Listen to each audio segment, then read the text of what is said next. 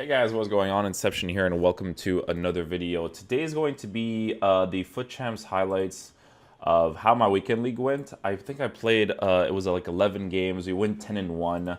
A lot of changes of the team while we were playing Futchamps. At first, I kind of wanted to do it for fun, so I started off with a 4-3-1-2 that would switch to a 4-1-2-2 in game where I was using Philippe from Borussia Dortmund as a striker. I got the flashback Götze card in that flashback SBC, so I was using his card for fun as well. And then Jovic as a striker, got that chemistry there with Laurent Blanc. Alex Telles, because he's from FC Porto, so I wanted to use him too. Pogba by Davinson Sanchez De Gea, blah, blah, blah, right? And I was trying to use the 4-1-2-2 formation, and after one game, I had to change the formation because I can't use it. I'm not good with narrow formations nowadays. Anything that is 4-3-1-2, 4-1-2-2, 4-3-2-1 I could deal with, but I feel like the distance between the midfielders and the forwards and the midfielders and the defenders is like the gap between them is like too big, right? Maybe if you get better players, it'd be wow, I can't speak English. It would work better, but for me personally, it just wasn't working out. So I did change the team quite a bit. I do little fragments. You guys could see the team that I was using by the end of it. I switched so many players. I ended up buying Guendouzi's card. And the one thing I'm going to say about Guendouzi's card is this. So I'm going to pull up his stats right here. Guendouzi has a Future Stars players card, right? And that card is good, but I didn't like him as a CDM. I feel like with your CDMs, right? I feel like it's really important to have someone that is tall. Like he's 5'11", but I think it was the medium work rate. So it was something that just didn't make him gel well on the team. I didn't like his positioning on the pitch, basically, right? Like I loved Pogba's positioning, a regular Pogba's positioning, and he's a high-low work rate, right? But I think the biggest reason why I liked Pogba is because of the height, you know? Because Guendouzi is 5'11", whereas Paul Pogba is probably like 6'2". He's 6'3", right? So I feel like for CDMs, when I was using Laurent Blanc and Pogba in my last game, because that last game was the first game where I played with a brand new team, right? It felt like everything was gelling well together, right? There were certain games that I was playing where I think if I played more division rivals and I played the game more, I would understand that I shouldn't be using certain tactics and instructions because if you guys notice some of the goals that I conceded, watch the gap between the back four and the defensive mids, right? At some point, again, near the end of it, I did switch to the 4-2-3-1 bracket 2, actually, because I feel like in this game, you actually put yourself at a disadvantage if you don't play more defensive than you do attacking. Now, obviously, you kind of have to sell your soul a little bit to play the more defensive tactic. With the 4-2-3-1 bracket 2, the play style is a little bit more conservative. The way you have to build up the play is a little bit slower, right? But I felt like I had that extra presence closer to me, right? Because with the 4-2-3-1 narrow, you have the three cams and then you have the striker. In the 4-2-3-1 bracket 2, you have the left mids and right mids. So you can kind of tell what the combination of play is as you play the game, right? So for instance,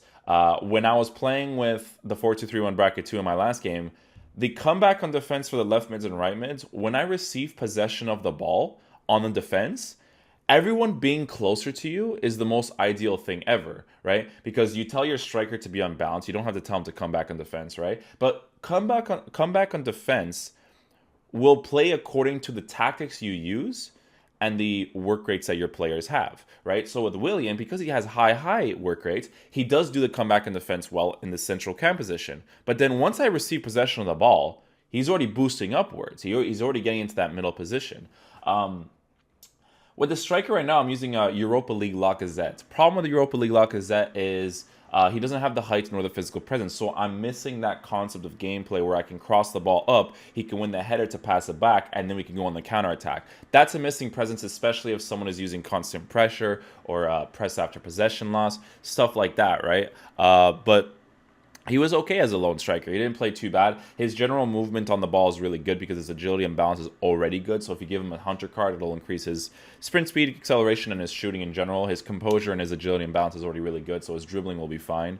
But Yeah, I was doing a lot of switches. I switched so many things. I was using the 4-2-3-1 narrow, and I think I told him to stay on the edge of the box at some point. I literally changed my tactics. This is how much I don't cross the ball.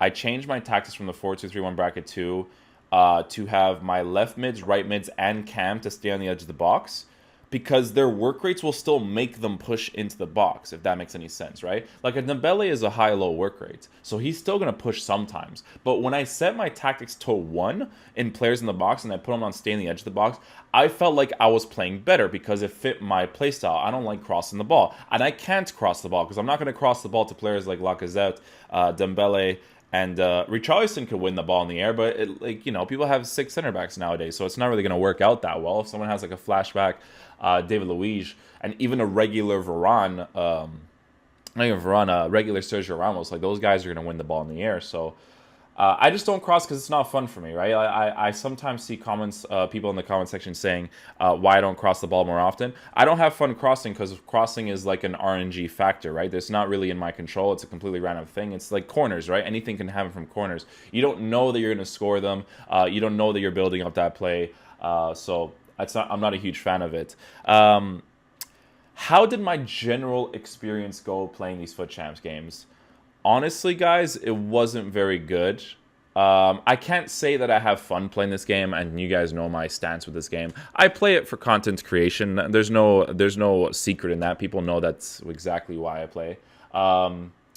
Yeah, I just didn't enjoy it. I'll explain to you why I didn't enjoy it. I didn't enjoy it because one, gameplay was inconsistent. So if I wanted to stream the games, um, I wouldn't be able to do it consistently because I feel like how the gameplay is going to affect the way I get my results. Like the games that were difficult for me were the games that I couldn't control my players properly.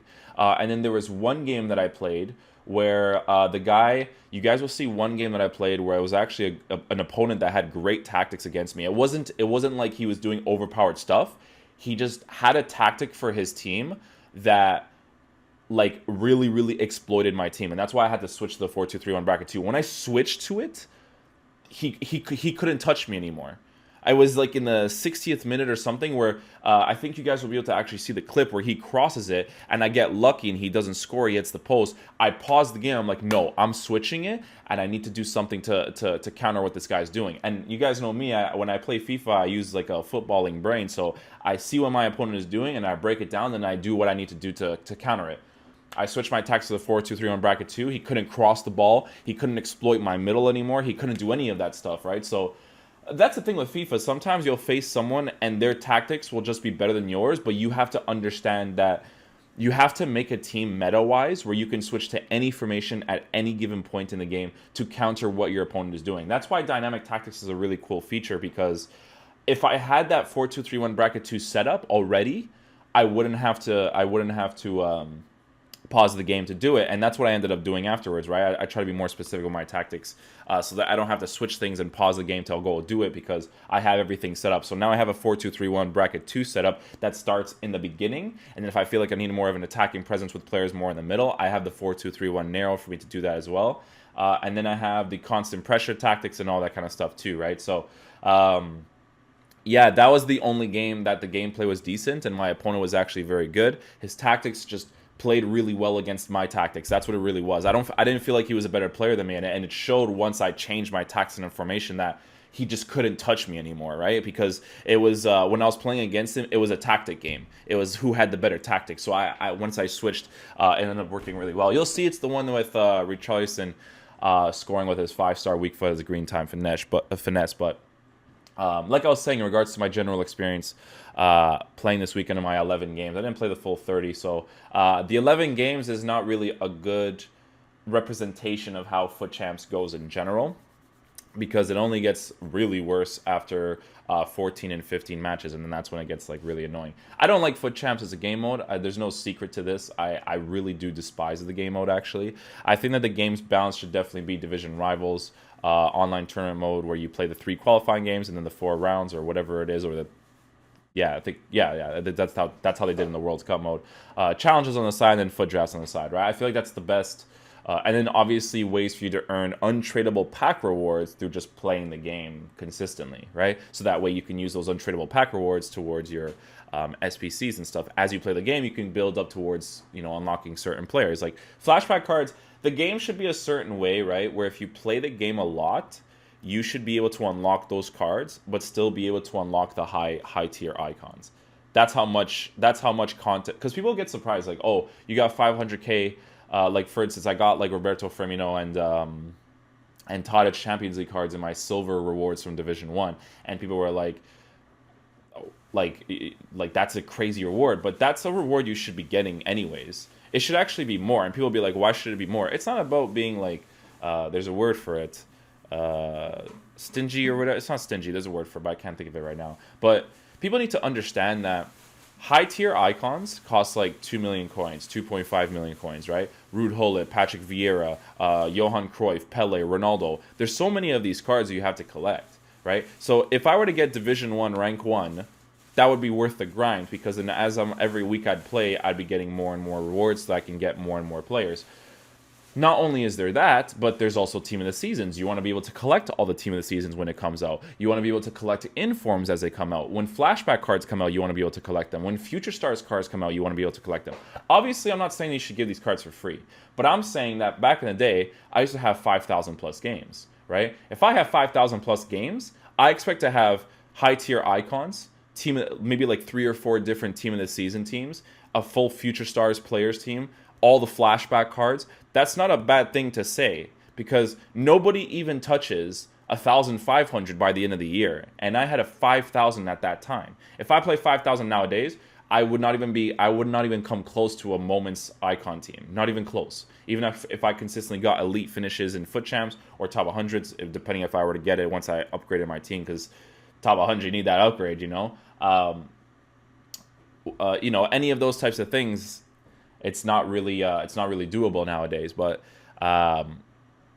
yeah. So, anyways, I keep like getting sidetracked with this. My general experience playing Futchamps wasn't great, because here's the thing about Futchamps. I don't like playing the game to abuse its mechanics, right? People think that it's not. I don't do it and then think I'm good, right? I do it because it's effective. This is the most broken FIFA gameplay wise. 100%, right? 100%. Because I don't like scoring those first time shots. I don't like those first time shots are more accurate than you settling the ball. It makes no sense, right? But you just have to do what you gotta do to win. When you're a content creator, it's all about the wins. You can't just like dilly-dally and just play for fun. No, you need to go for the wins, because it's all about the rewards and stuff. That's the only thing people care about, right?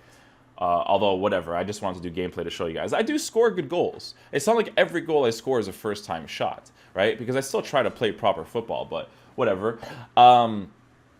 Yeah, the La Croqueta abuse that I witnessed this weekend was disgusting. The flick-up volleys, which you guys know are more... Again, this is the problem. This is not enjoyable for me, right? The flick-up volleys, when you flick the ball up and you shoot it, that is more accurate than you settling the ball as well, right? I think I conceded one bullshit one. The problem with La Croqueta is that when you manually defend, you can't defend against it. You have to get lucky. If you press the tackle button, because of the different animation of you holding it or tapping it, they either may do the tackle or they might not. But that La Croqueta, there's no animation to defend against it. So what you have to do is you have to let your defensive AI defend it and then switch to it during certain points, right? So that's what I tried to do. Couldn't do it. He scores a flick-up volley with Neymar. And then I hit the post twice in one play against the same person. But it is what it is. That's how FIFA is, right?